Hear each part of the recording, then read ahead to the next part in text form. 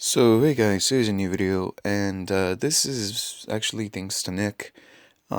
He told me that I could go ahead and use his account, and I'm very grateful to him because he's letting me do this showcase. So big thanks to him. So yeah, let's just jump right into this. As you can see, this is gonna be a showcase for Protection no Konoha, basically the Shisui Itachi combo card. Now, as you can see, it doesn't look like he has that much CP at the moment. Um, that's mostly because Itachi and Shisui are not known for their CP. This may change in the future, but 99.9% of the time, they really aren't for CP. They're for stunning, for confusing. They're more of a card that are known for their side effects. For example, for Shisui, he is the person who does Genjutsu damage and who does confusion nearly 100% of the time. Itachi, he's the one who just stuns everybody and is able to keep a stun lock, and also has the ability to just straight up make a card useless if he goes first. So these two combined make a very powerful card, just because of at the very least, because of the CP. As you can see, 3.9 million and then 3.5 million.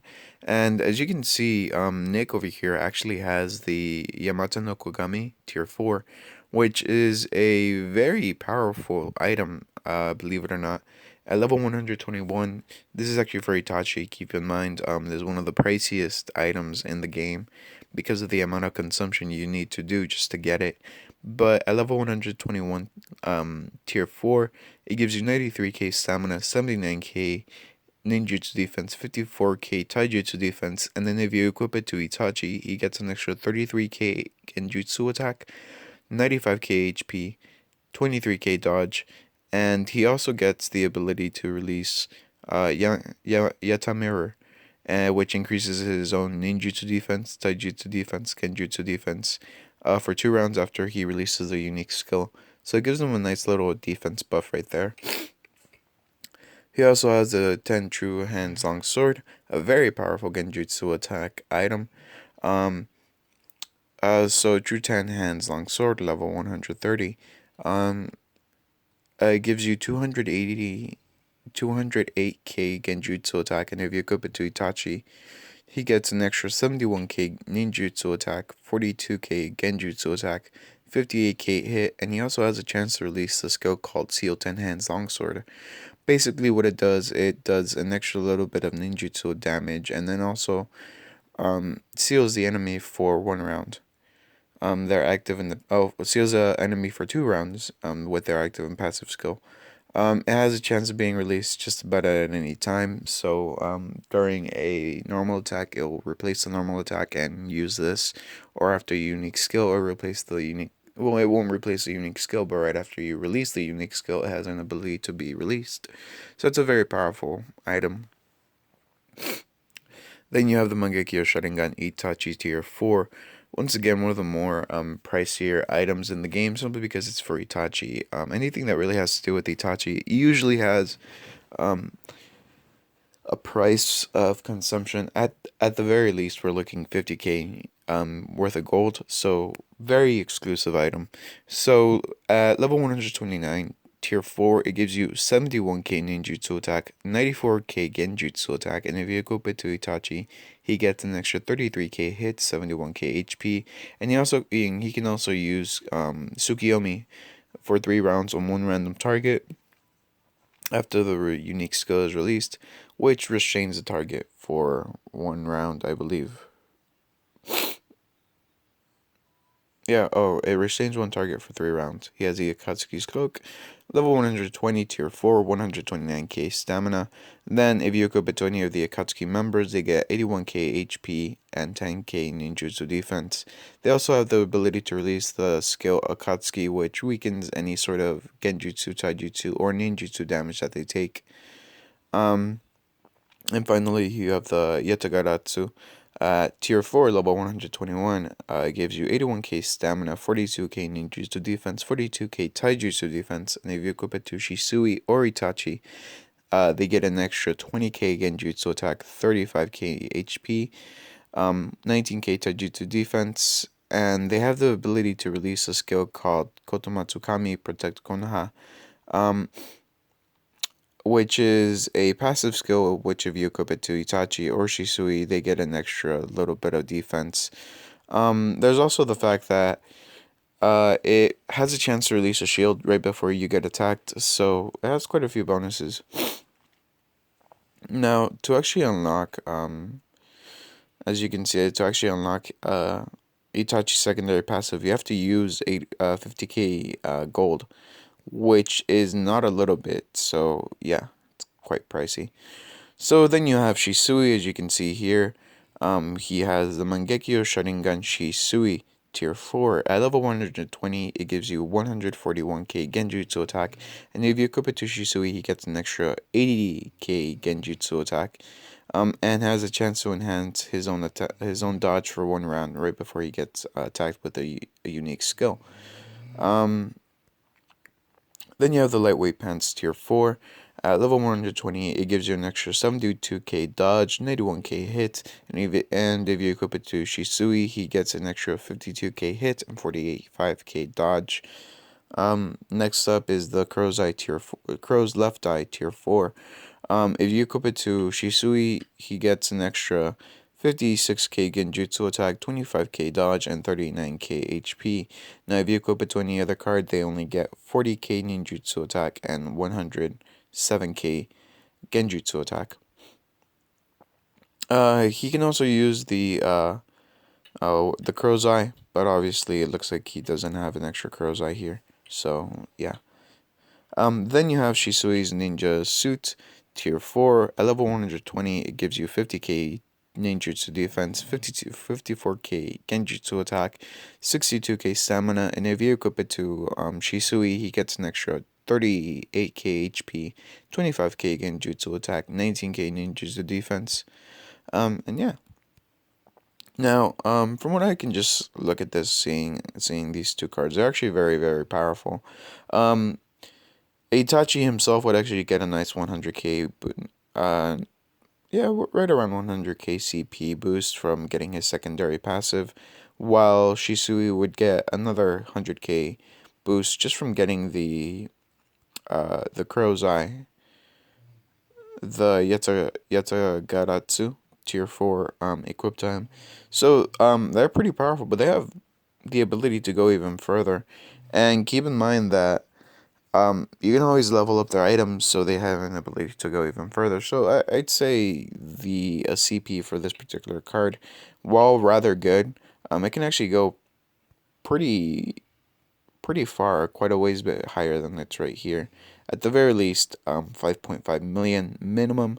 Right now it's at 5.3 million. Obviously, I'm not going to change anything because once again, this is not my account, just a matter of respect. Which reminds me, I think I forgot to talk to Obito about changing a few things. Shit. Oh well. So yeah, now getting to the meat of the showcase, what you guys are actually interested in, there is the Itachi Shisui combination card. Now, as you can see, it has the skill called Amaterasu Kotomatsukami. Now, what it does, it releases Kotomatsukami to one enemy with high possibility to hit, lasting for 2 rounds. Um, break and jutsu attack with additional ninjutsu and genjutsu attack to all enemies. Deal, not break, sorry. Causing Amaterasu effect to enemies. Hit until death, cannot trigger backhand. So there's a lot to unpack here, but basically what it does, it has the ability to release Kotomatsukami to one enemy. Kotomatsukami is actually what confuses your opponent. That's has the ability to confuse an enemy ninja card. So first of all, it confuses the enemies. Then it does quite a bit of genjutsu attack and ninjutsu attack worth damage, and then finally it also gives your enemies the Amaterasu effect, which means that they take an insane amount of damage just from the Amaterasu debuff, and it cannot trigger backhand. So basically, this is one of the more powerful cards to use in PvP. I'm not quite sure about what do you call it the Ninja World War, but for PvP this is a godsend because First of all, it does an insane amount of damage, it can confuse your enemy, and then it also deals debuffs. It has an extreme amount of hit, if you haven't noticed. 631k hit, which can obviously go quite a ways bit higher. It also has the ability to Tsukiyomi, which just, if your enemy is not immune to stun, will just stun the hell out of them for the entirety of the battle. Then it also has the ability to use Inazami Itachi, which is another very, very powerful skill because of the fact that the enemy opposite of this combination card, or Itachi as it were, the enemy right across from this particular passive, they will have the Kamui debuff applied to them, but instead of just being applied for 2 rounds, it's applied for the entirety of the battle. So, essentially meaning that if you go first with this particular card and you hit, the enemy won't be able to A, dodge, or B, what do you call it? Be able to basically do anything after you release your unique skill, because this particular skill, this passive skill, does not need to hit. All it needs to do is be released. So yeah, just let's take a quick look. Keep in mind that Madara Uchiha is actually immune to Kamui, but either way, it'd be interesting to see how this goes down. So as you can see here, right there, he has been basically confused. Obviously the passive didn't do anything to him because, like I said, he is immune to it. But either way, as you can see, it's dealing quite a ways bit of damage. At this point, really, the passive skill is actually working against the combination card's favor. But either way, the combination card itself is doing quite a bit of damage at the very least. And yeah, it's still a very, very powerful card. Very powerful. Like I said, mostly geared towards PvP. And that the unique skill thing is kind of freakish, weird. But yeah, I mean, doesn't look like it's gonna be able to win the battle. But I mean, that really means nothing less than still very, very good. For example, Stop Nagato, very quick example. This is when the passive skill is released and actually works. As you can see, that has been released. And there you go. He is now stunned, has the Tsukiyomi skill applied to him, and Shisui and Itachi are just destroying him. Now keep in mind that the, what do you call it? The Inazami passive skill actually does come at a price.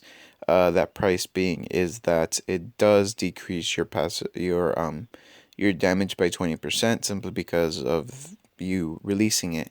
Now, if you're going up against just one card, the active skill Tsukiyomi is not particularly needed simply because of the fact that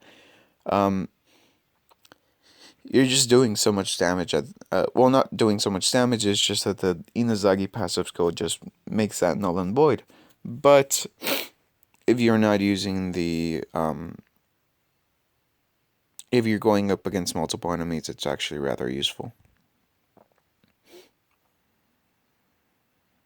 Now, keep in mind, eventually these cards will go to tier, not cards, but these items will go to tier 5, which will just make this particular card even deadlier.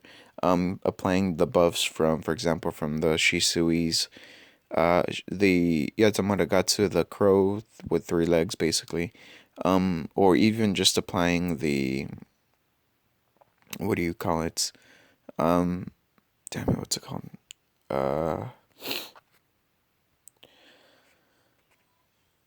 Man, I blanked. I'm sorry. But yeah, it's still a very, very powerful card. I'm gonna put that back on.